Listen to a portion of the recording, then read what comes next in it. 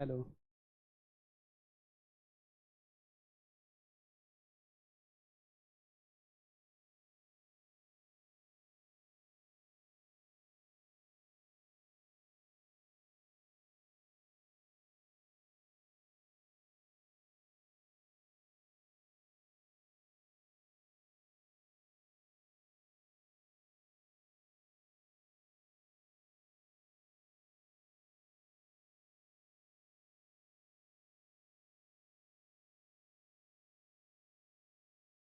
नमस्कार दोस्तों, मैं अखिलेश कुमार फिर से हाजिर हूँ आपका इतिहास की इतिहास की इस खूबसूरत सी क्लास में। और जैसा कि हमारा ये 23rd लेक्चर है, 23rd लेक्चर है हमारा। उसके रिगार्डिंग हम लोग एंशियंट हिस्ट्री से स्टार्ट किया है। इस समय हम लोग मिडवल हिस्ट्री पे आ चुके हैं। और मिडवल हिस्ट्री में हमने अभी सल्तनत काल ख़त्म किया है। और सल्तनत काल के बाद जो आता है, जो छोटे छोटे स्तर पे जो साम्राज्य डेवलप हुए थे, या फिर उनके कह सकते हैं जो उन्होंने क्षेत्रीय स्तर पे जो शासन या राजवंश पनपे थे, उनके बारे में आज हम थोड़ी बहुत चर्चा करेंगे। हालांकि यहाँ से बहुत अधिक क्वेश्चंस नहीं आते हैं, लेकिन जितने भी आते हैं बहुत इंपॉर्टेंट क्वेश्चन है। और उस नए ज़्यादातर इसमें नए क्वेश्चन बनाए गए हैं जो अभी तक किसी एग्जाम में नहीं पूछे गए हैं, कुछ एक एग्जाम में पूछे गए हैं। चर्चा हम आज करेंगे कश्मीर की। चर्चा आज हम करेंगे थोड़ा सा गुजरात की। चर्चा आज हम करेंगे थोड़ा सा बंगाल की। और चर्चा आज हम करेंगे थोड़ी सी जौनपुर की, जहाँ पे इस्लामिक राज्य भी स्थापित हुए, और कहीं पे कुछ मुस्लिम शासक भी, कहीं पे कुछ हिंदू शासक भी स्थापित हुए थे। तो इन्हीं में से हम सबसे अधिक चर्चा जो की जाती है वो अ, महत्वपूर्ण शासकों में जो चर्चा की जाती है वो बंगाल के शासकों की चर्चा की जाती है। और उससे पहले कश्मीर के शासकों की चर्चा की जाती है। फिर 14th सेंचुरी या 15th सेंचुरी तक कश्मीर में मुस्लिमों का शासन रहा। फिर उसके बाद मुगल्स का शासन वहाँ पे आ गया। ठीक। अ, चलिए इसके बाद हम लोग चर्चा करते हैं। हाँ, एक बात और, जैसा कि मैं पहले कह चुका हूँ, मेरी 23rd लेक्चर है। आप लोगों को अगर क्लास के रिगार्डिंग और जो हमारा सब्जेक्ट है उसके रिगार्डिंग किसी प्रकार की अगर आपको इन्फॉर्मेशन चाहिए तो आप लोग हमसे कांटेक्ट कर सकते हैं। कांटेक्ट के लिए आपके सामने नंबर है। हम लोग जिस संस्था से ताल्लुक़ रखते हैं, एल्बन क्लासेस से हम लोग ताल्लुक़ रखते हैं। कभी भी कहीं भी आप सर्च करेंगे एल्बन क्लासेस से तो हमारा ऐप भी मिल जाएगा। आप लोग चाहें तो उस ऐप को भी डाउनलोड कर सकते हैं ऐप स्टोर से, ठीक है, प्ले स्टोर से। इसके अलावा टेलीग्राम पे हम लोग हैं, व्हाट्सअप पे हम लोग हैं, यूट्यूब पे हम लोग हैं। किसी प्रकार की कोई इन्फॉर्मेशन चाहिए तो आप लोग उससे ले सकते हैं। अगर हमारी लाइव क्लासेस में नहीं आ सकते तो आप लोग कृपया करके जो रिकॉर्डेड क्लासेस हैं उसको भी देख सकते हैं। हालांकि ये जो क्लास है मैं आप बता रहा हूँ बहुत महत्वपूर्ण, सारी क्लासेस बहुत महत्वपूर्ण हैं। ये इसलिए भी महत्वपूर्ण हो जाता है, इसमें लगभग मान के चलिए 95% क्वेश्चन बिल्कुल नए होंगे आपके लिए। अभी तक कहीं भी इतिहास में वो पूछे नहीं गए हैं। हालांकि वो कितने एग्ज़ाम पर्पज़ से कितने इम्पोर्टेंट है इसके बारे में कहना मुश्किल है, लेकिन वो इम्पोर्टेंट क्वेश्चन लगते हैं इतिहास के पर्पज़ से। और जैसा कि मैं बता रहा हूँ, इतिहास में कुछ ऐसे क्वेश्चन जरूर आ जाते हैं जो बहुत डाइवर्टेड होते हैं, या बहुत से नए क्वेश्चन होते हैं, या आपने पढ़ रखे हैं लेकिन उन पे फोकस नहीं किया गया है। तो ऐसे ही कुछ क्वेश्चन को हमने यहाँ पे शामिल किया, बनाए हुए कुछ क्वेश्चन हैं। और मुझे लगता है कि ये आप लोगों के लिए बहुत हेल्पफुल होगा आपके आने वाले एग्ज़ाम में। तो जैसा कि हमेशा बोलता हूँ, एक प्रमोशन चार्ट है आपके सामने। 70% ऑफ पे 99 रुपये में आप हमसे जुड़ सकते हैं। TGT, LT, PGT, GIC lecturer की आप लोग हमसे क्लासेस ले सकते हैं। अभी जो क्लासेस चल रही हैं वो प्रैक्टिस सेट कराए जा रहे हैं। इसके बाद हम ओवरऑल प्रैक्टिस सेट कराएंगे जिसमें इतिहास के तीनों पार्ट्स की चर्चा होगी। अभी तो फिलहाल एंशिएंट से शुरू किया है, मिडवल पे आए हैं। और मिडवल के बाद फिर हम लोग मिडवल के सेकंड पार्ट मुगल्स पे आएंगे। फिर मुगल्स के बाद हम लोग आधुनिक भारत की चर्चा करेंगे। ये हमारी संस्था का नाम है एलवन क्लासेस। आप लोग चाहें इससे जुड़ सकते हैं। इनफैक्ट आप लोग जुड़ेंगे तो डेफिनेटली आप लोगों को बेनिफिट होगा। यूट्यूब पे हम लोग हैं और टेलीग्राम पे भी हम लोग हैं। चलिए दोस्तों, आज की क्लास को हम लोग थोड़ा सा शुरू कर लेते हैं। चलिए उठाते हैं भाई साहब हम लोग फर्स्ट क्वेश्चन। पहला क्वेश्चन है आज के का लेक्चर का। और पहला क्वेश्चन आपके सामने है, बंगाल के किस शासक ने चीन के मिंग, भिंग लिखा हुआ है, दरअसल ये चीन के मिंग वंश से, ठीक है, मिंग है, चीन के मिंग वंश साम्राज्य से संबंध स्थापित किए एवं एक चीनी यात्री मा हुआना, चीनी यात्री मा हुआना ने बंगाल का दौरा किया, ठीक है। कि बंगाल के किस शासक ने चीन के साथ राजनीतिक संबंध स्थापित किए, यानी कि वहाँ पे राजदूत भेजे और उनसे व्यापारिक पर्पज से स्थापित किए थे, और इसके अलावा एक चीनी यात्री मा हुआना ने बंगाल का दौरा भी किया था इसके समय में। सिकंदर शाह, शमसुद्दीन इलियास शाह, और गाजी शाह, और गयासुद्दीन आजम शाह। जैसे कि आप लोग, बंगाल एक महत्वपूर्ण राज्य शुरू से ही रहा है और आज भी उसकी महत्वता हम लोग समझ सकते हैं, एक बड़ी, और अंग्रेजी शासन के समय में तो वो तो बहुत ही महत्वपूर्ण राज्य रहा है, ठीक। और उसके पहले बंगाल, उसके पहले मुस्लिम काल में अगर पूरा देख लें, सल्तनत काल से लेकर मुगल काल तक, उसकी जो इकोनॉमिकल वैल्यू थी या जो राजनीतिक वैल्यू थी बहुत अधिक थी। तो बताइए दोस्तों, इसमें से मिंग वंश साम्राज्य से संबंध स्थापित किए एवं चीनी यात्री मा हुआन ने बंगाल का दौरा किया। नया क्वेश्चन है दोस्तों, अगर आप लोग बताएंगे तो बहुत अच्छा रहेगा। सिकंदर शाह, शमसुद्दीन इलियास शाह, गाजी शाह, और गयासुद्दीन आजम शाह। तो दोस्तों इसका जवाब होगा सिकंदर शाह। ये किस वंश से ताल्लुक रखते थे? इलियास, इलियास वंश। कहाँ स्थापित हुआ था? बंगाल में। किसने की थी स्थापना? शमसुद्दीन इलियास शाह। शमसुद्दीन इलियास शाह कौन थे? संस्थापक थे, ठीक। कौन थे दोस्तों? ये संस्थापक थे। किसके थे? बंगाल के इलियास शाही वंश के।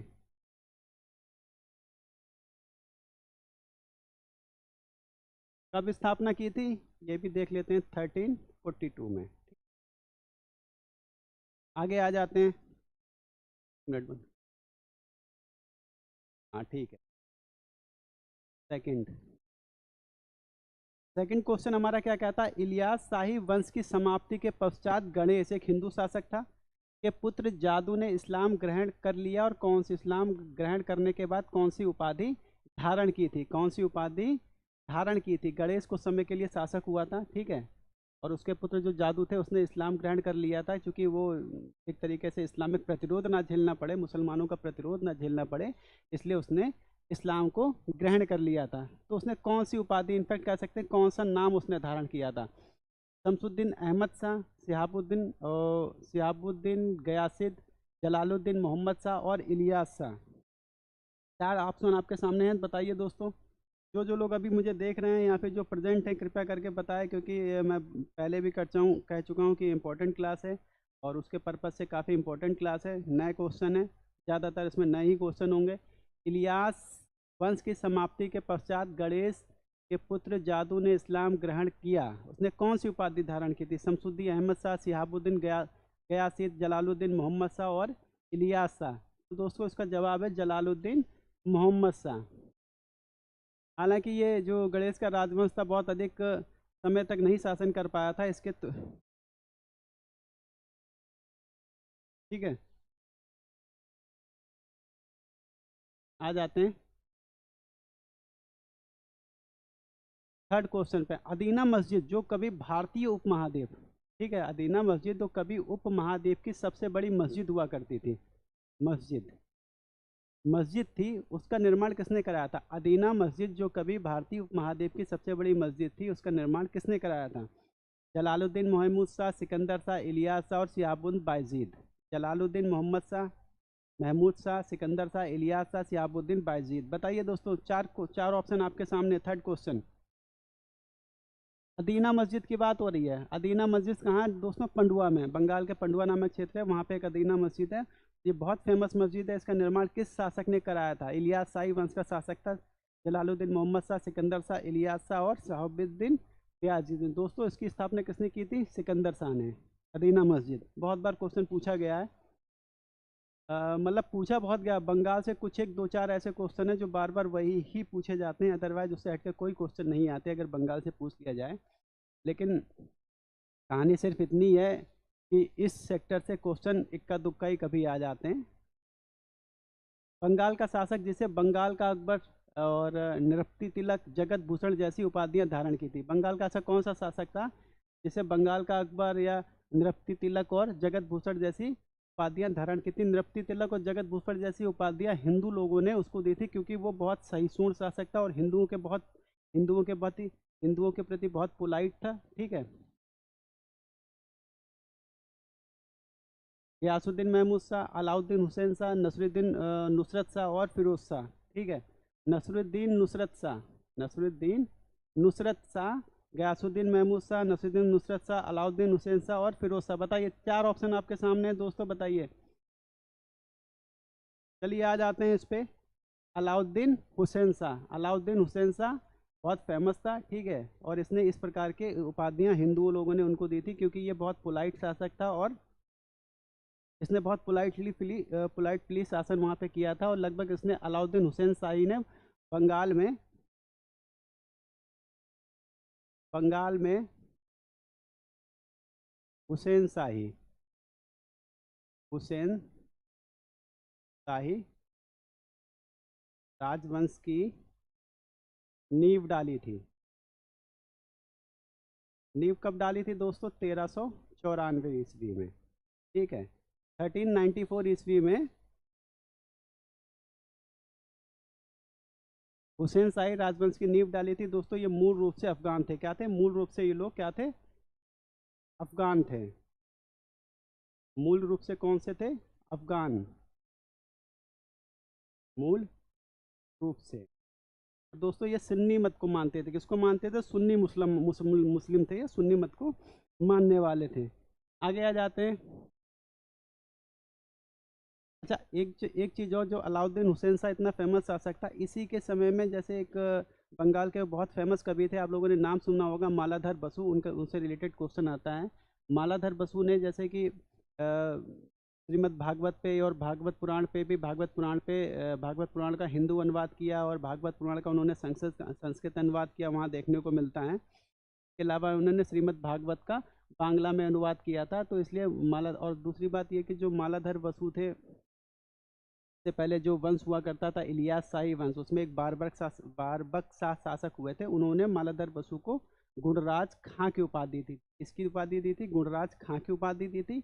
और बारबक शाह के समय में ही एक और कवि थे, कृतिवास। बारबक शाह में ही बंगाल के एक और कवि थे, कृतिवास, जिनको बंगाल रामायण लिखने का श्रेय दिया जाता है। ये दोनों क्वेश्चन दोस्तों पूछ लिए जाते हैं। तो मल, एक एक लखा मकबरा। देखिए सामने मकबरों की सूची दी गई है, और उसके बिल्कुल सामने उसके जो संस्थापक है उनकी सूची दी गई है। एक लखा मकबरा, ठीक, लोटन मस्जिद, छोटा सोना मस्जिद और अदीना मस्जिद। जलालुद्दीन मोहम्मद शाह, यूसुफ शाह, अलाउद्दीन हुसैन शाह और सिकंदर शाह।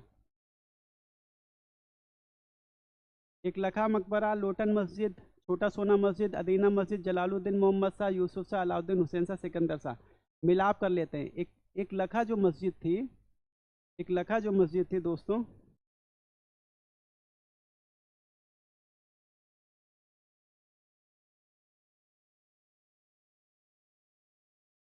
एक लखा जो मस्जिद थी वो जलालुद्दीन मोहम्मद शाह द्वारा बनाई गई थी। मैंने बताया कि गणेश का पुत्र था जादू, जिसने इस्लाम ग्रहण कर लिया था और फिर बंगाल पे कुछ समय तक शासन किया था। तो उसका उसने किस नाम से शासन किया था? जलालुद्दीन मोहम्मद शाह। तो उसने एक लखा मकबरे का निर्माण किया था। और एक लखा मकबरा दोस्तों कहाँ है? पंडुआ में। एक लखा मकबरा कहाँ पड़ता है? पंडुआ में। इस चीज़ को ध्यान रखिएगा। किसने निर्माण किया था? जलालुद्दीन मोहम्मद ने।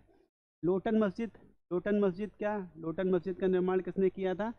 एक पहले लोटन मस्जिद का नाम क्यों पड़ा लोटन, ये बताना चाहूँगा। कि जैसे लोटन नाम की एक नर्तकी थी, बड़ी फेमस नर्तकी थी, और जो यूसुफ शाह के दरबार में रहती थी। इनफैक्ट कह सकते हैं यूसुफ शाह का उसे विशेष प्रकार का प्रेम था, जिसकी वजह से उसकी याद में ही इन्होंने, यूसुफ शाह ने लोटन मस्जिद का निर्माण कराया था। किसका निर्माण कराया था? लोटन मस्जिद का।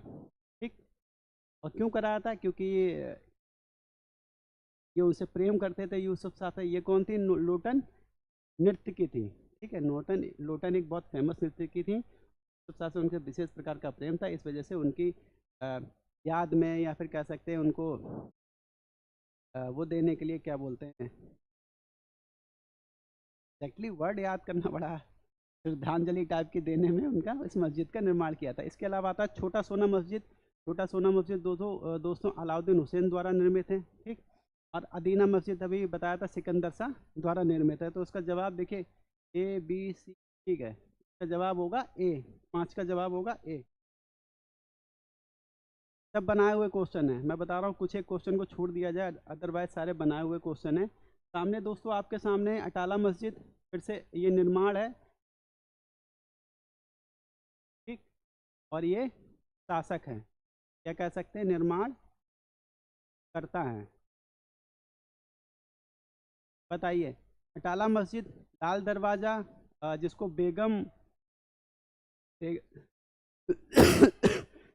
सॉरी, बेगम गूंज, बेगम गुंज, ठीक, मस्जिद भी बोला जाता है। और आमी शाही मस्जिद, जामी शाही मस्जिद है, ठीक है, जामी शाही मस्जिद। और झंझरी या फिर चचिकपुर मस्जिद, झंझरी मस्जिद या चचिकपुर मस्जिद। बताइए दोस्तों इसका जवाब सामने, रानी बीबी राजी, इब्राहिम शाह सरकी, हुसैन शाह सरकी और इब्राहिम शाह सरकी।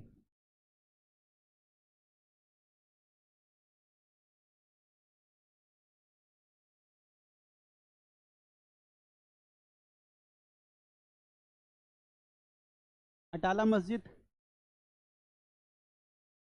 अटाला मस्जिद कहाँ बनवाई गई थी दोस्तों? अटाला मस्जिद कहाँ बनवाई गई थी? ये जौनपुर में किसने बनवाई थी? इब्राहिम शाह सरकी ने बनवाई थी। किसने बनवाई थी दोस्तों? इब्राहिम शाह सरकी। अटाला मस्जिद और किसको तोड़ के बनाई थी? एक अटाला देवी का मंदिर था जौनपुर में, जिसकी स्थापना कन्नौज के शासक राजा विजय चंद्र ने की थी।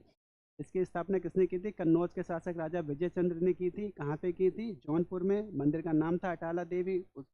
और अच्छा, जौनपुर अटाला देवी को ध्वस्त करने के बाद अटाला मस्जिद का निर्माण किया गया था। किसने किया था? इब्राहिम शाह सरकी, ठीक है। लाल दरवाजा या बेगम गुंज मस्जिद, लाल दरवाजा या बेगम गुंज मस्जिद की स्थापना की थी रानी बीबी राजी। किसने की थी दोस्तों? रानी बीबी राजी।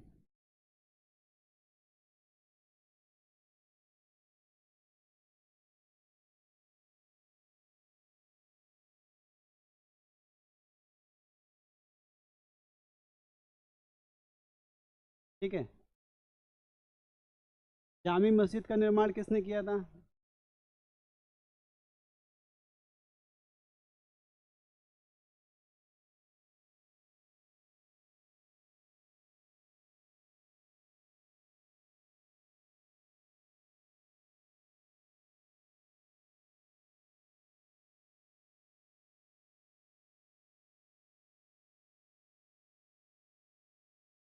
घात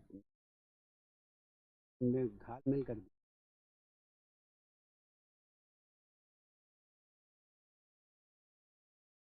जामी मस्जिद इब्राहिम शाह सर की, ठीक। इसका आंसर ये होगा कि इस पे नीचे जो ऑप्शन दिए हुए हैं बिल्कुल आंसर ठीक नहीं है, तो इसको हम लोग थोड़ा सा ड्रॉप कर देते हैं। जो क्वेश्चन बनाया था उसको आंसर बिल्कुल यहाँ पे करेक्ट नहीं डाले गए हैं, तो हम लोग इसको ड्रॉप करेंगे। लेकिन ये जो उन्हें बताया, अटाला देवी मस्जिद इब्राहिम शाह सर की, लाल दरवाजा बेगम कुंज मस्जिद रानी बीबी जी ने बनवाया था, जामी शाही मस्जिद हुसैन शाह सर की द्वारा बनी हुई थी, और झंझरिया चचक मस्जिद इब्राहिम बनी हुई है, ठीक।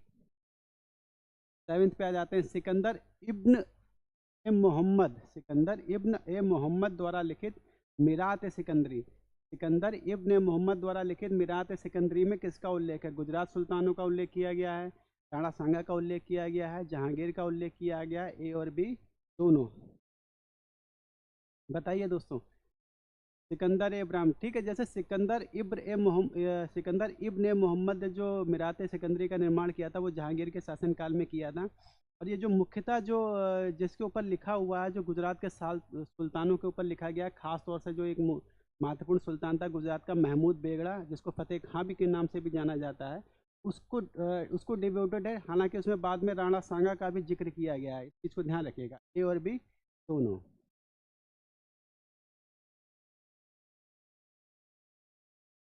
कश्मीर के किस शासक ने, ठीक है, कश्मीर के किस शासक ने चीनी सम्राट के शाही आदेश द्वारा कश्मीर के राजा की मान्यता दी गई थी? कश्मीर के किस शासक को चीन के सम्राट द्वारा शाही आदेश जारी करके राजा की मान्यता प्रदान की गई थी? बताइए, कश्मीर के किस शासक ने चीनी सम्राट से शाही आदेश प्राप्त करते कश्मीर के राजा की मान्यता दी गई? बताइए। ललितादित्य मुक्तापीड है, ललितादित्य मुक्तापीड है, श्यामीर है, हर्ष है और चंद्रपीड है।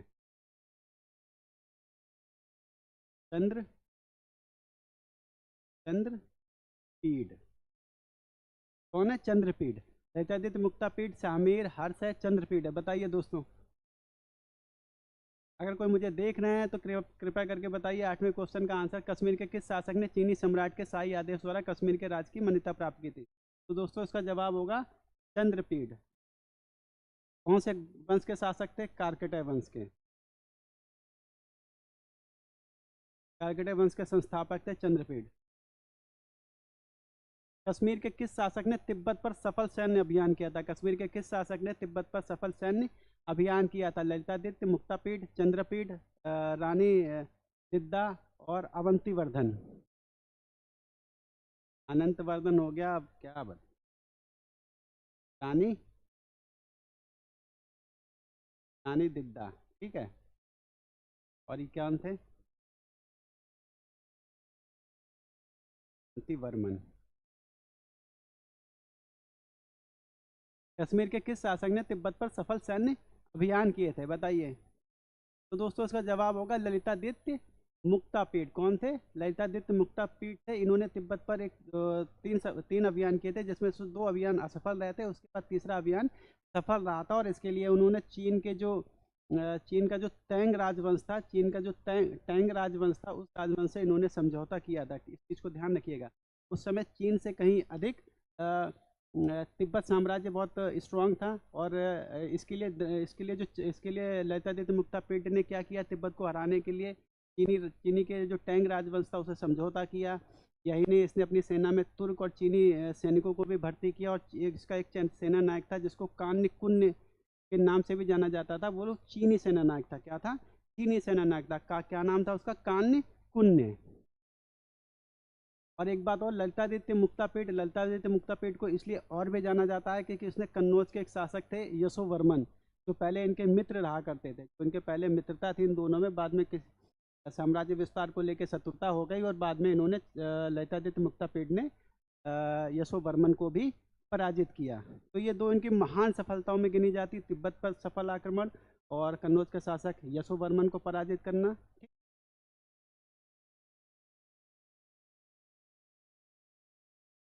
आप सामने ऑप्शन है दुर्लभ वर्धन। क्वेश्चन है, कश्मीर के शासक ललितादित्य मुक्तापीड ने कन्नौज के किस शासक को पराजित किया था? दुर्लभ वर्धन, यशोवर्मन, राज्यपाल और मिहिर भोज। यशोवर्मन होना चाहिए, ठीक है। यशोवर्मन, राज्यपाल, मिहिर भोज। कश्मीर, अभी मैंने इसका जवाब दिया है। इसका जवाब होगा दोस्तों बी। आगे आ जाते हैं। 11, भगवान सूर्य को समर्पित सूर्य मंदिर, ठीक है, 8वीं शताब्दी में किस कश्मीरी शासक ने बनवाया था?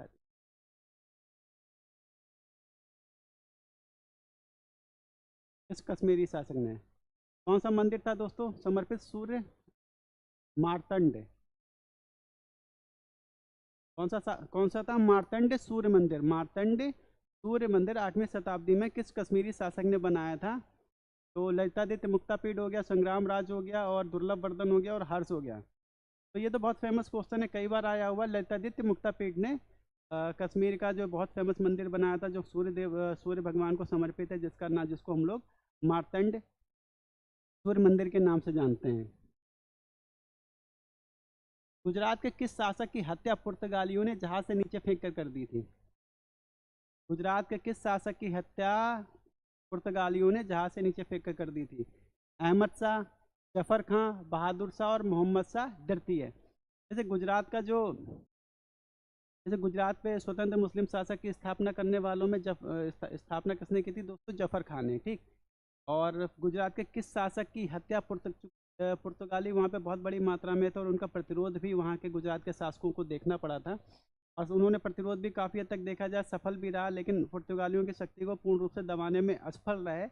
और इसका नतीजा ये हुआ कि पुर्तगालियों ने इनको बहादुर शाह के एक समझौते के लिए बुलवाया, और ये लोग जहाज़ पे थे, समुद्र में सफ़र कर रहे थे, तो उसी समुद्र में जहाज़ पे चलते समय इन्होंने जो शासक थे बहादुर शाह की हत्या कर दी, समुद्र में फेंक दिया और उनकी हत्या कर दी। तो सवाल जवाब कौन सा सही होगा? बहादुर शाह। गुजरात के किस सुल्तान ने खुद को जमीन का सुल्तान, समुद्र का सुल्तान,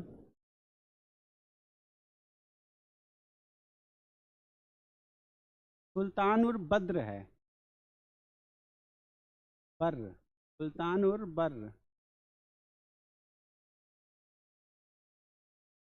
सुल्तान अल बर्र है, सुल्तान अल बर्र, सुल्तान अल बहर नामों से सुसज्जित किया। किस सुल्तान ने अपने आप को जमीन का सुल्तान, समुद्र का सुल्तान, सुल्तान अल बर्र और सुल्तान अल बहर नामों से सुसज्जित किया? किस सुल्तान ने? मोहम्मद शाह द्वितीय, जफर खां, अहमद शाह, फतेह खां, महमूद बेगड़ा। तो महमूद बेगड़ा के नाम से भी जानते हैं हम लोग।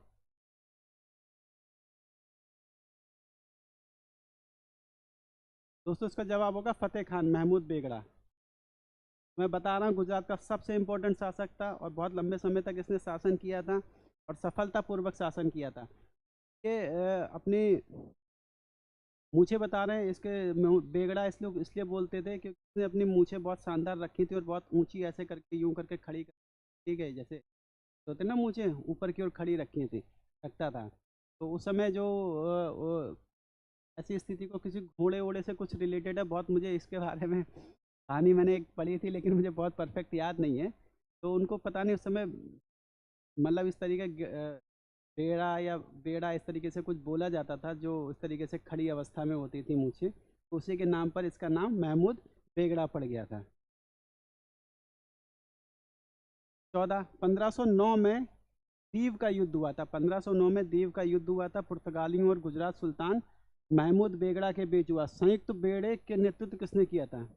महमूद बेगड़ा, महमूद बेगड़ा के बीच हुआ था। संयुक्त बेड़े का नेतृत्व किसने किया था? जो गुजरात के सुल्तान था उसके पास संयुक्त बेड़ा था। संयुक्त बेड़े में जिसमें ओटोमन साम्राज्य से सहायता मिली थी, जमुरिन केरल के शासक जमुरिन से सहायता मिली थी, ठीक है, फारस से इनको सहायता मिली थी। तो उसका जो मिला जुला जो गुजरात का एक बेड़ा था, मिला जुला के बेड़ा जो बनाया था इन्होंने, संयुक्त बेड़ा, तो पुर्तगाली और इनके बीच एक युद्ध हुआ था। हमें ये बताना है कि गुजरात सल्तनत के जो संयुक्त बेड़ा था उसका नेतृत्व किसने किया था? महमूद बेगड़ा ने, मुल्ला दाऊद ने, मलिक अय्याज ने और शाह इस्माइल ने।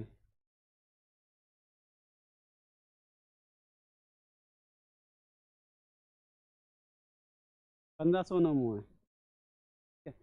दोस्तों इसका जवाब क्या है? मलिक अय्याज। मलिक अय्याज महमूद बेगड़ा का एक सेनापति था जिसने लगभग कह सकते हैं कि इस पूरे समुद्री बेड़े का नेतृत्व किया था। ये युद्ध कहाँ लड़ा गया था दोस्तों? समुद्र पे लड़ा गया था। चंपानेर पावागढ़ जिसको बोलते हैं, चंपानेर पावागढ़ के अधिकार के बाद महमूद बेगड़ा ने किस नाम से इसे अपनी राजधानी बनाया? महमूद बेगड़ा ने किस नाम से इसे अपनी राजधानी बनाया? या फिर दूसरे शब्दों में कहें, चंपानेर पावागढ़ पर अधिकार करने के बाद महमूद बेगड़ा ने इसको क्या नाम दिया? ठीक है, सामने एहसानाबाद, जहाँ पना नगर हो गया, कुतबाबाद हो गया, मोहम्मदाबाद हो गया। कुतबाबाद हो गया, मोहम्मदाबाद में हो गया, बताइए। तो दोस्तों इसका नाम इसने रखा था महमूदाबाद, मोहम्मदाबाद, मोहम्मदा मोहम्मदाबाद। 16, किस इस्लामी उपदेशक ने नुंद ऋषि के नाम से भी जाना जाता है? किस इस्लामिक उपदेशक को जिसे नुंद ऋषि के नाम से जाना जाता है, नुंद ऋषि के नाम से भी जाना जाता था। नुंद ऋषि उसको हिंदुओं ने नाम दिया था। क्या बोला था? हिंदुओं ने नाम दिया था। ज़्यादा जाता है को अपने उपदेशों में शैववाद के तत्वों को सूफी रहस्यवाद के साथ जोड़ा। उसने क्या किया? शैववाद के तत्वों को सूफी रहस्यवाद के साथ उसने जोड़ा, और इस व्यक्ति को नुंद ऋषि के नाम से जाना जाता था, जिसको हिंदुओं ने ये नाम दिया था। शाहगीर हो गया, शेख नूरुद्दीन नूरानी हो गया, आमिर खुर्द हो गया, सैयद यदुल्ला हो गया। शामीर है। इस इस्लामी उपदेशक ने,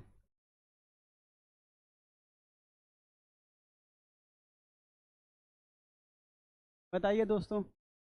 चलिए 16वें का दो आंसर है शेख नूरुद्दीन नूरानी। शेख नूरुद्दीन नूरानी को इस काम के लिए जाना जाता है और उसे नंद ऋषि की कह सकते हैं कि उपाधि दी गई थी, किसके द्वारा?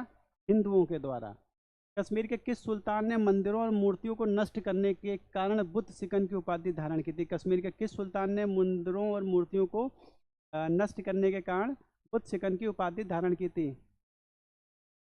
सलाम शाह, सिकंदर, शम्स अल दीन शाह द्वितीय। शम्स अल दीन शाह द्वितीय और इनमें से कोई नहीं। सालम शाह, सलाम शाह, सिकंदर, शम्स अल दीन शाह द्वितीय। बताइए, ये बहुत कॉमन क्वेश्चन है, बहुत बार आया हुआ है। सिकंदर शाह, ठीक है, सिकंदर।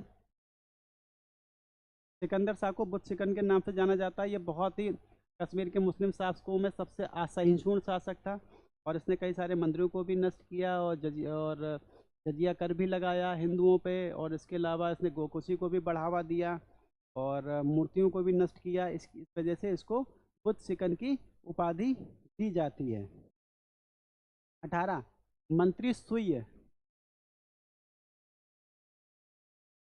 मंत्री तो ये सिंचाई और जल प्रबंधन के क्षेत्र में कई नवाचार कार्य किए थे। किसके मंत्री थे ये? मंत्री सुई सिंचाई और जल प्रबंधन के क्षेत्र में कई नवाचार किए थे, किसके मंत्री थे? अवंती वर्मन, शंकर वर्मन,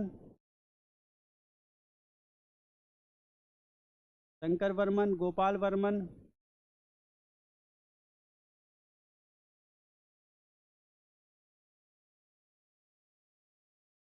ना गलत राइटिंग भी नहीं है कि इतना मिस्टेक।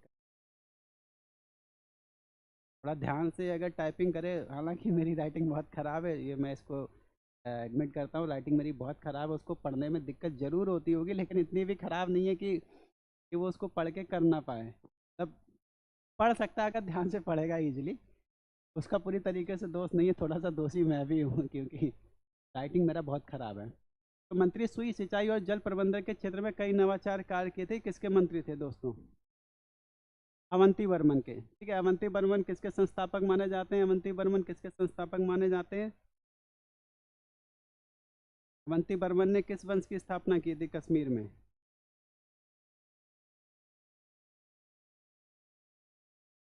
चलिए आ जाते हैं उत्पल वंश की।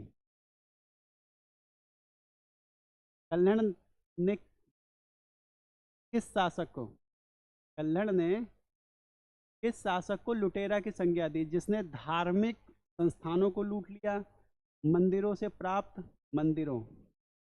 मंदिरों से प्राप्त मुनाफे को जब्त कर लिया तथा अग्रहारों को ताज नियंत्रण लिया? अग्रहारों को मतलब ताज के नियंत्रण में ले लिया। किसके? ताज के नियंत्रण मतलब यानी राज्य के नियंत्रण। अग्रहारों के क्या था? जो अग्रहार जो भूमि दी जाती थी उनको अग्रहार बोला जाता था, यानी कि जो ब्राह्मणों को कर मुक्त भूमि दी जाती थी उसको अग्रहार बोला जाता था। जिनको मिलती थी उनको अग्र प्राप्त करने वाले अग्रहारों के बारे में चर्चा की गई, जो अग्रहार कहा जाता था उसके बारे में चर्चा की गई है। किसने अग्रहारों को ताज के नियंत्रण में ले लिया? और कल्हण ने इस शासक को लुटेरा की संज्ञा दी क्योंकि उसने धार्मिक कर लगाए, ठीक, मंदिरों को लूटा और मंदिर संस्थानों को लूटा और मंदिर पे जो चंदा आता था उसको भी जब्त कर लेता था, मतलब अधिक मात्रा में जो चंदा आता था उसको भी जब्त कर लेता था। इसके अलावा जो ब्राह्मणों को दी हुई भूमि की उसको भी राज्य के नियंत्रण में ले लिया। गोपाल वर्धन, हर्षवर्धन, हर्ष और दुर्लभ वर्धन वर्धन और शंकर वर्मन। बताइए, सामने है दोस्तों, ऑप्शन आपके सामने है। शंकर वर्मन क्या है? शंकर वर्मन, शंकर वर्मन।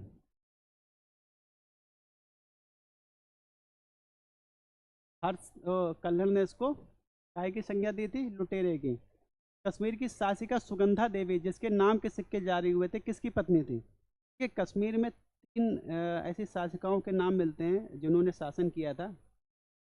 एक तो आपके पास सुगंधा देवी का नाम आ जाता है, ठीक है, उसके बाद रानी दिद्दा का नाम आता है जिसने बहुत लंबे समय तक शासन किया था और कश्मीर की बहुत क्रूरता पूर्वक शासन किया था, बहुत क्रूर शासक माना जाता है उसको। इसके अलावा फिर एक लोहार वंश में के अलावा एक लोहार वंश की शासकिया थी कोटा रानी, ठीक है, कोटा रानी में भी लगभग 1 या 2 वर्ष तक शासन किया था।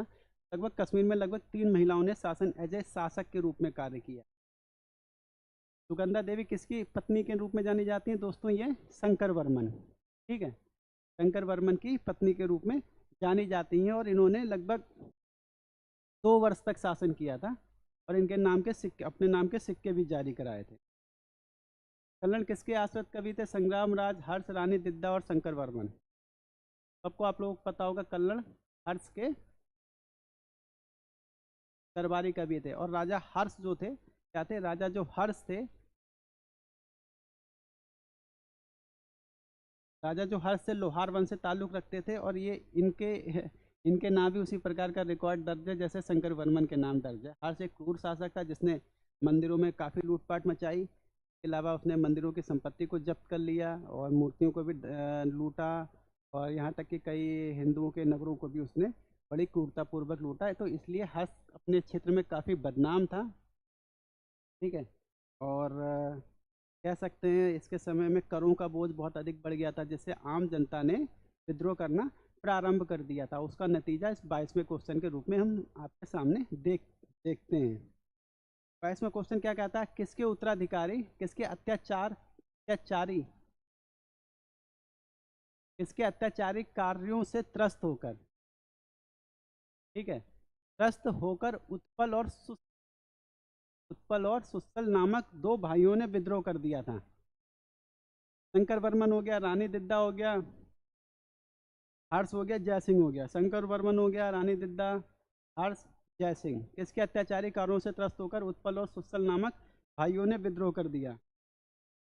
तो दोस्तों ये किसकी बात हो रही है? यहाँ पे हर्ष की बात हो रही है। किसकी बात हो रही है? हर्ष की बात हो रही है।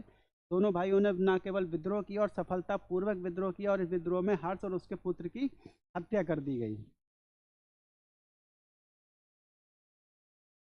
कल्हण ने रास तरंगी की रचना किसके समय में पूरी की थी? कल्हण ने रास तरंगिणी की रचना किसके समय में पूरी की गई थी? यानी कि अंतिम शासक कौन था जिसकी इसमें ये चर्चा करता है, जिसके समय में इसने पूरी की थी? जयसिंह हो गया, जैनुल आबादीन हो गया, हर्ष हो गया, कोई नहीं हो गया।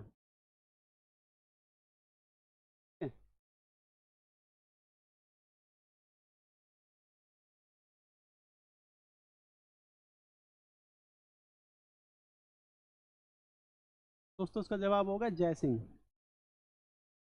क्या जवाब होगा? जयसिंह।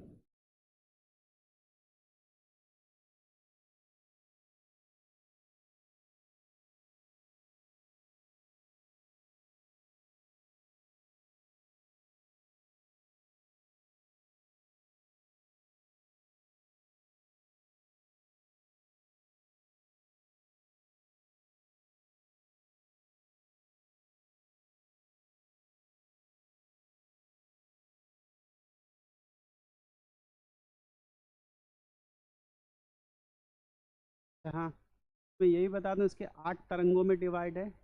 8 तरंग यहाँ पे भाग से चर्चा हो रही है, लगभग 8000 के आसपास।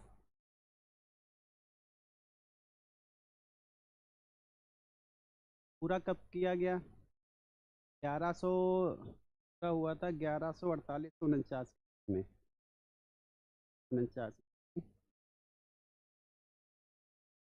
को उसने पूरा किया था। किसने? कल्हण ने।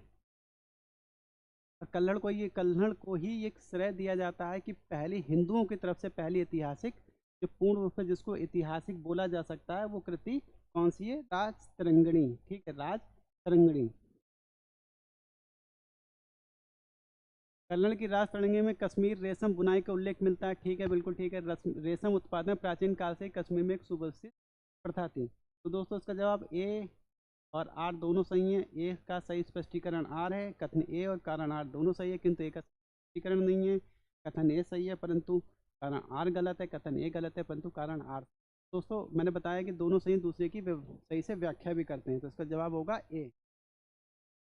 9वीं शताब्दी से लेकर 13वीं शताब्दी तक गुजरात की राजनीतिक सामाजिक संरचना को जानने की एक महत्वपूर्ण स्रोत आपके पास क्या मिलता है? राजतरंगिणी है, पंचतंत्र है, लेखा पद्धति है और शुक्र नीति है। लेखा पद्धति है और शुक्र नीति है।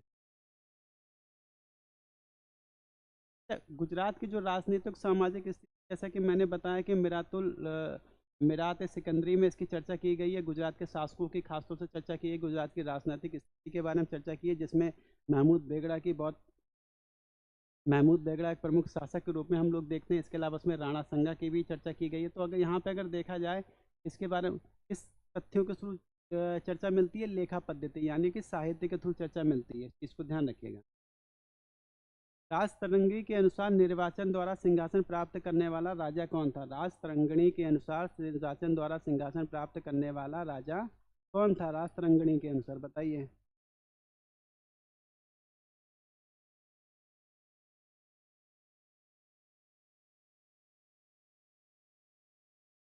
तो उत्पल वंश में क्या हुआ था कुछ समय के लिए, जैसे कि उत्पल वंश में अवंती वर्मन और उसके बाद कुछ और शासक हुए थे, शंकर वर्मन और गोपाल वर्मन तरीके के कुछ शासक हुए। तो उसके बाद उसमें राजनीतिक अस्थिरता फैल गई, जिसका लाभ उठाकर जैसे वहाँ के मंत्रियों ने या राज दरबारियों ने या जो परिषद होती थी उसने, और जनता का भी जाहिर सी बात उसमें सहयोग मिला रहा होगा, इसमें कोई कहने वाली बात नहीं है। तो उन लोगों ने एक चुनाव द्वारा एक ब्राह्मण मंत्री थे यस्कर को उन्होंने चुना था और राज्य सिंहासन पर बिठाया। तो कौन थे दोस्तों? यस्कर। 27 कश्मीर की रानी दिद्दा ने कब शासन किया? 7वीं शताब्दी में, 8वीं शताब्दी में, 9वीं शताब्दी में और 10वीं शताब्दी में।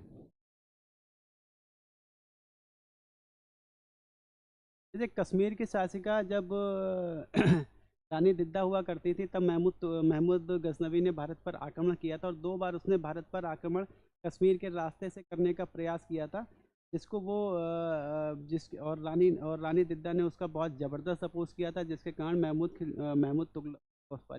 महमूद गजनवी को सफलता नहीं मिल पाई। फिर उसने मैदानी रास्तों से ही भारत पर आक्रमण किया। तो कश्मीर में अगर देखा जाए महमूद गजनवी को हराने का जो श्रेय दिया जाता है वो भी एक बार नहीं 2-2 बार रानी दिद्दा को दिया जाता है। तो इस हिसाब से अगर हम लोग देखें तो आंसर डी सही होगा, 10वीं शताब्दी। और इनका शासनकाल देखा जाए 980 से लेके 1012 के आसपास का शासन माना जाता है। 28 प्रसिद्ध लेखक क्षेमेंद्र कहाँ रहते थे? प्रसिद्ध लेखक क्षेमेंद्र कहाँ रहते थे, जिनकी बृहद कथा मंजरी एक महत्वपूर्ण कृति है? बंगाल में, कश्मीर में, महाराष्ट्र में और गुजरात में। दोस्तों ये कश्मीर में थे, अवंती वर्मन के क्या थे? दरबार में। 29 पे आ जाते हैं, निम्नलिखित युगों में से कौन सा सही नहीं है? ठीक है, शासक दिए गए हैं और उनके क्षेत्र दिए गए हैं। बाज बहादुर, दोस्तों आप लोग फेमस होंगे, बाज बहादुर मालवा से संबंधित हैं। सुल्तान मुजफ्फर शाह गुजरात से संबंधित है। यूसुफ आदिल शाह अहमदनगर, कुतुब शाह गोलकुंडा। देखिए आदिल शाही कहाँ थी? ये गलत है। आदिल शाही कहाँ थी? आदिल शाही थी दोस्तों बीजापुर में। बीजापुर में आदिल शाही थी और अहमदनगर में क्या थी? निजाम शाही। 30 आ जाते हैं, हुसैन शाह के काल में श्रीमद्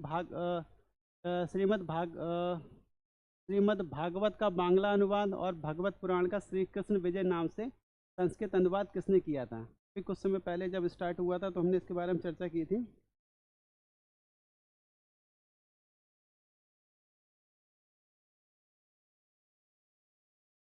मालाधर बसु हो गया, हैदर शाह हो गया, कृतिवास हो गया, इनमें से कोई नहीं। ठीक है, मालाधर बसु। अलाउद्दीन हुसैन शाह का भी इनको संरक्षण प्राप्त हुआ था, बारबक शाह का भी इनको संरक्षण प्राप्त हुआ था, नुसरत शाह का भी इनको संरक्षण प्राप्त हुआ था। और बारबक शाह ने इनको क्या की उपाधि दी थी? बारबक ने गुणराज, गुणराज खान, या कह सकते हैं खां, आज खां की उपाधि दी। और ये बारबक शाह के समय में ही एक कृतिवास थे, कृति, ये पूरा नाम बारबक शाह का रुकनुद्दीन बारबक शाह। क्या नाम है? रुकनुद्दीन बारबक शाह। कृतिवास ने बांग्ला रामायण की रचना की, बांग्ला रामायण की रचना की कृतिवास ने। पूरा नाम लिख देता हूँ, रुकनुद्दीन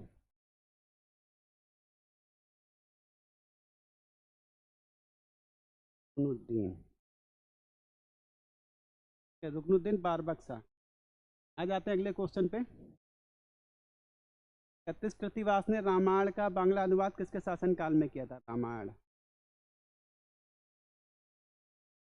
रुकनुद्दीन बारबक शाह, नुसरत शाह, हुसैन शाह और मोहम्मद शाह। अभी बताया रुकनुद्दीन बारबक शाह।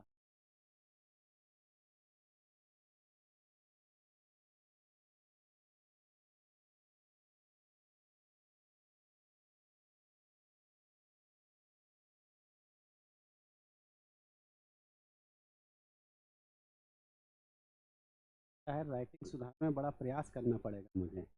32 जौनपुर के सरकी वंश की नींव डालने वाले ख्वाजा जहाँ को मलिक उस सर की उपाधि किसने दी थी? मलिक उस सर की उपाधि किसने दी थी? ख्वाजा जहाँ को मलिक उस सर की उपाधि किसने दी थी? इनको मलिक सरवर भी, सरवर, मलिक सरवर, इनको मलिक सरवर भी बोला जाता है। कौन थे ये? कौन थे ये? हिंदू यार, हिजड़ा कहना बड़ा मतलब अनफेयर सा लगता है, किन्नर बोल दे। थर्ड जेंडर की बात हो रही है अब, लेकिन क्या कह सकते हैं यार, अब ना नहीं चाहिए लेकिन अब मजबूरी है। Third gender.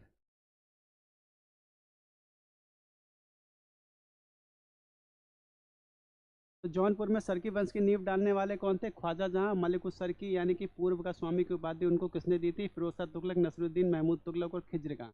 तो नसरुद्दीन महमूद तुगलक, अगर ये नाम आ जाए, नसरुद्दीन महमूद, ठीक है। और स्थापना किसने की थी? आप लोग जानते होंगे जौनपुर की स्थापना किसने की थी? फिरोज शाह तुगलक ने। फिरोज शाह तुगलक ने जौनपुर नगर की स्थापना की थी। जौनपुर की स्थापना 1839 ईस्वी में की। ईस्वी में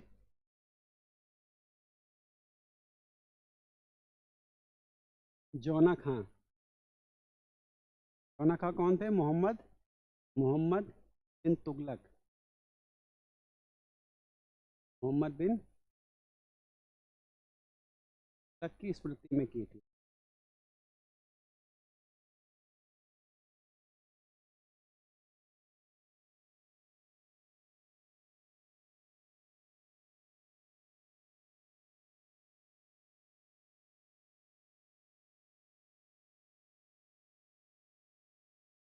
आज दोस्तों 32 ही क्वेश्चन है, क्योंकि जहाँ जहाँ मैं पहले भी कह चुका हूँ, गिने चुने कुछ क्वेश्चन आते हैं।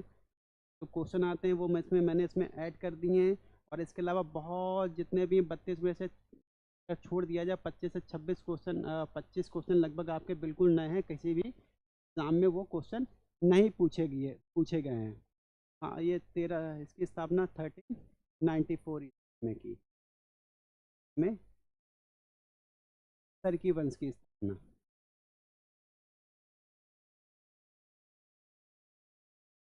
और इसके अलावा जो कुछ और शासकों के बारे में चर्चा करेंगे, जैसे इसके इब्राहिम शाह सर की एक महत्वपूर्ण शासक थे, ठीक है। इब्राहिम सर की एक महत्वपूर्ण शासक, के अलावा हुसैन शाह सर की एक महत्वपूर्ण शासक। तो बाद में बहलोल लोदी ने हुसैन शाह सर को पराजित कर जौनपुर में बिल्कुल जो स्वतंत्र शासन था उसको समाप्त करके दिल्ली साम्राज्य के अंतर्गत लिए आए थे। कौन से लास्ट शासक थे? हुसैन शाह सर ने पराजित किया था, बहलोल लोदी ने। बाद में उसको दिल्ली शासन के अंतर्गत ले आया गया। और यहाँ पे जो इसके एक महत्वपूर्ण शासक थे इब्राहिम सर की, उनके समय में जो स्थापत्य कला में काफ़ी डेवलपमेंट आया था, तब हुई थी। सांस्कृतिक रूप से काफ़ी विकास हुआ था, इसी वजह से उनको सिराजे, इसी वजह से उनकी जो उपाधि थी सिराजे हिंद उनको बोला जाता है। किसको बोला जाता है? इब्राहिम शाह सरकी को। इसके अलावा एक और शासक थे जिसके बारे में चर्चा की थी, महमूद शाह सरकी। किसके में चर्चा की थी? महमूद शाह सरकी। महमूद शाह सरकी की बीवी थी बीबी रानी राजी, बीबी राजी, ठीक है, बीबी रानी राजी। क्या नाम था? बीबी रानी राजी। उन्होंने लाल दरवाज़ा, ठीक है, लाल दरवाज़ा या बेगम गूंज, ठीक है, लाल दरवाज़ा या बेगम गूंज मस्जिद की स्थापना की थी। लाल दरवाज़ा या बेगम गूंज मस्जिद की स्थापना किसने की थी? बेगम बीबी रानी, ठीक है, बेगम बीबी रानी राजी, ठीक है। किसकी वाइफ थी? मोहम्मद शाह सरकी की। बटाला मस्जिद आपको पता है, ठीक है, इब्राहिम शाह सरकी।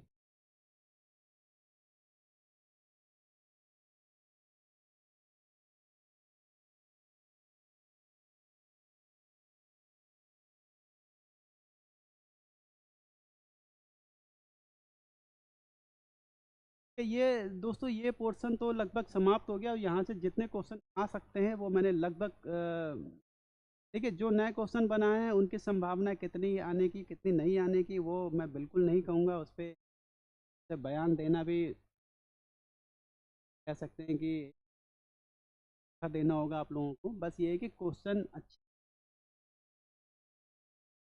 एग्जाम की पर्पज़ से भी महत्वपूर्ण से दिखे और आपके नॉलेज के पर्पज़ से भी महत्वपूर्ण दिखे, इसलिए मैंने उनको यहाँ पे ऐड कर लिया। कारण क्या था, इन पोर्शन से बहुत अधिक क्वेश्चन बनते नहीं हैं और हमको क्या करना है, हमको को वही पढ़ाना है आपको जो क्वेश्चन आने वाले हैं, आ सकते हैं या फिर आए हुए हैं या आने की संभावना है। तो मेरा वही लक्ष्य है कि मैं आपको प्रैक्टिस मैक्सिमम से मैक्सिमम करा दूँ, अच्छे क्वेश्चनों की प्रैक्टिस कराऊँ और क्वेश्चन से फैक्ट्स हैं वो आपको क्लियर कर दूँ, ताकि समस्याएं कम से कम हो, आप लोगों को उससे बेनिफिट मिले।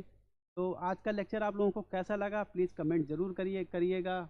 और कहीं आपको किसी प्रकार की कोई दुविधा है, समस्या है, तो देन फिर आप लोग तब भी कमेंट करिएगा कि किस प्रकार से आपको लेक्चर पसंद आया, क्या कमी है, क्या अच्छाइयाँ रहीं। अगर आप उसको हमें लगातार फीडबैक देते रहेंगे तो हम उसमें सुधार का लगातार प्रयास करते रहेंगे। जैसे कि आलोचना, जैसे मैं बार बार कहता हूँ कि दोस्तों आलोचना एक पार्ट ऑफ लाइफ है और वो ज़रूर होनी चाहिए, चाहे एक व्यक्ति विशेष की होनी चाहिए, गवर्नमेंट की होनी चाहिए, किसी भी चीज़ की। यानी कि मैं कह सकता, अगर कहा जाए आलोचना से परे इस संसार में कोई भी चीज़ नहीं है। इनफैक्ट अगर ईश्वर जैसी संकल्पना है वो भी आलोचना से परे नहीं है।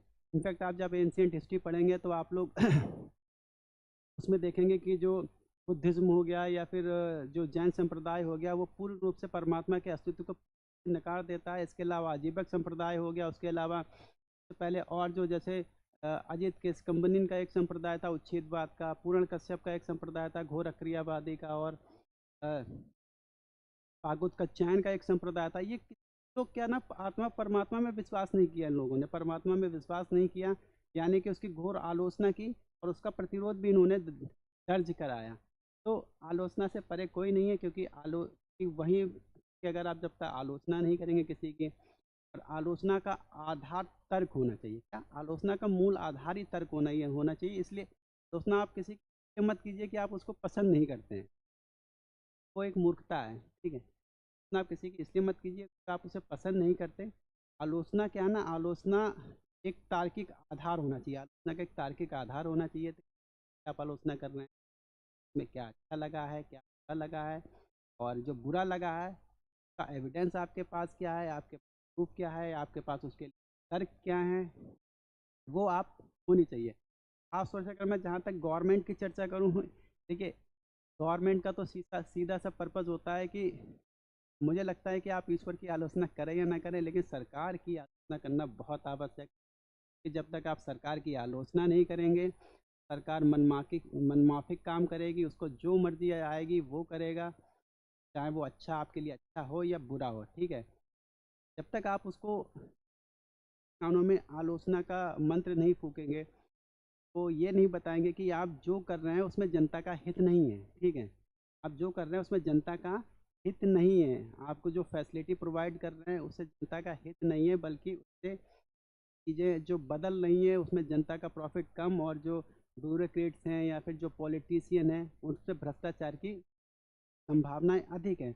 तो मेरा जहाँ तक मानना है कि आलोचना बहुत ज़रूरी है, लेकिन आलोचना का आधार तर्क होना चाहिए, एविडेंस होना चाहिए और पक्के सबूत होने चाहिए। कि नहीं कि अनावश्यक आलोचना की, आप किसी व्यक्ति को पसंद नहीं करते हैं तो आप उसकी सारी अच्छाइयों को नकार दें। तो और पॉलिटिक्स का पॉलिटिक्स में आलोचना का अभी क्या है, पॉलिटिक्स में आलोचना का इतना महत्वपूर्ण रोल है, मुझे नहीं लगता उससे बिल्कुल आप कर सकते हैं।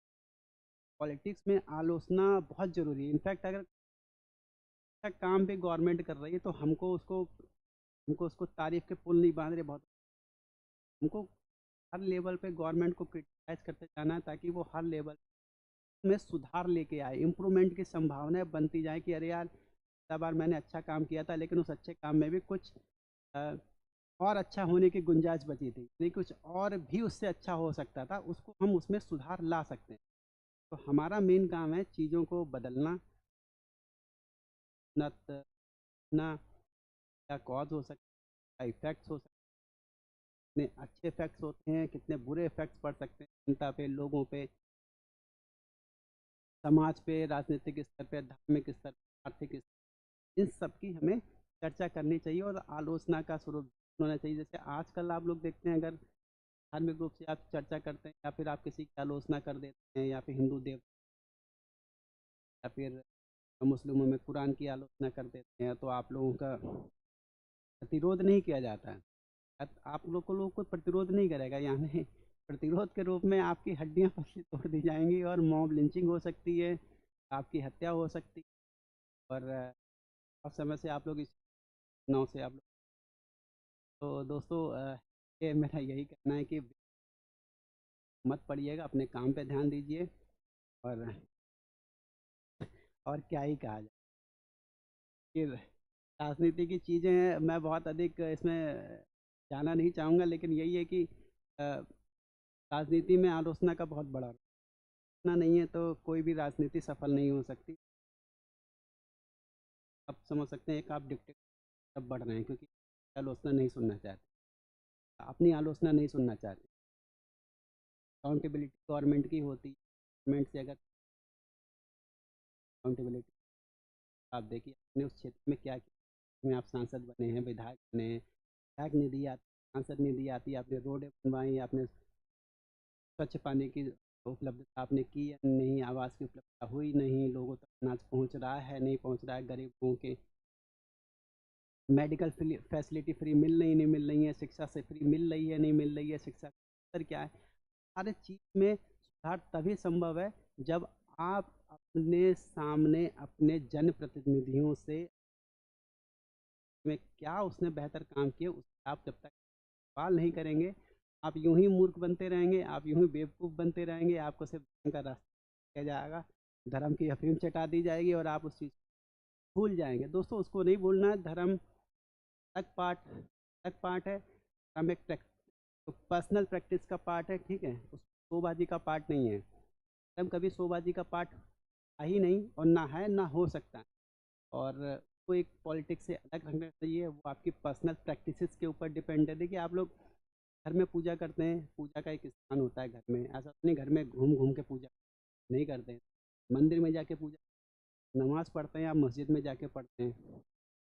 और कहीं आपको या फिर 5 वक्त आप नमाजी हैं तो कहीं आप एकांत देख के वहाँ पढ़, क्या है ना कि पर्सनल प्रैक्टिस है, आप किसी को दिखाने के लिए नमाज नहीं पढ़ते, आप किसी को दिखाने के लिए पूजा नहीं करते, वो आप अपनी आत्म संतुष्टि के लिए करते हैं, आप डिवोटेड हैं उस चीज़ के लिए इसलिए करते हैं, ठीक। आपको उस चीज़ पर ध्यान रखना है कि आपकी इस तरीके ना हो, वो पर्सनल प्रैक्टिसेस हैं, पर्सनल प्रैक्टिसेस तक ही सीमित रखें। ये बहुत से लोग क्या बहुत से लोग क्या क्या बोलने लगे, लेकिन ठीक है, जो जो मतलब इतिहास पढ़ता हूँ तो मुझे लगता है कि मेन पर्पज़ यही होना चाहिए, ये चीज़ें हैं उनका मेन पर्पज़ यही होना चाहिए कि पर्सनल प्रैक्टिसेस तक ही सीमित रहें, सार्वजनिक प्रैक्टिसेस वो ना बन पाएँ। ये दोस्तों आज का लेक्चर यहीं ख़त्म करते हैं। उम्मीद करता हूँ आज का लेक्चर आप लोगों को पसंद आया होगा। कि मैं इतिहास पढ़ाता हूँ तो मेरा मेन मकसद ये है कि मुझे किसी को नहीं करना है, किसी को बहुत महान नहीं दिखाना है, किसी को बहुत नीच नहीं दिखाना है।